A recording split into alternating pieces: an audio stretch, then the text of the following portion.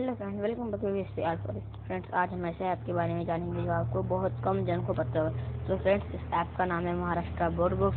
अगर आप क्लास में मतलब आप कौन से भी क्लास में पढ़ते हो, फर्स्ट से 12 तक, तो इसमें हर क्लास के तो आप 10 में पढ़ते हो तो 10 को click, Marathi, English, Hindi medium में तो हिंदी को।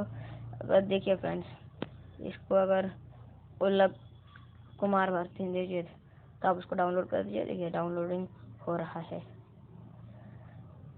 फ्रेंड्स, ये डाउनलोड हो रहा है। तब तक आप लाइक करिए और नए हो तो सब्सक्राइब करके नोटिफिकेशन कर दीजिए।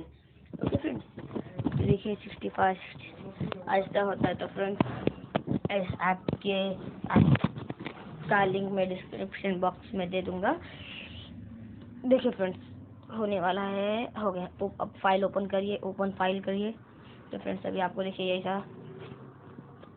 आएगा। तो फ्रेंड्स देखिए फ्रेंड्स, पूरा बुक आ गया 10वीं कक्षा का। तो फ्रेंड्स, वीडियो पसंद आया तो लाइक शेयर सब्सक्राइब कर दो।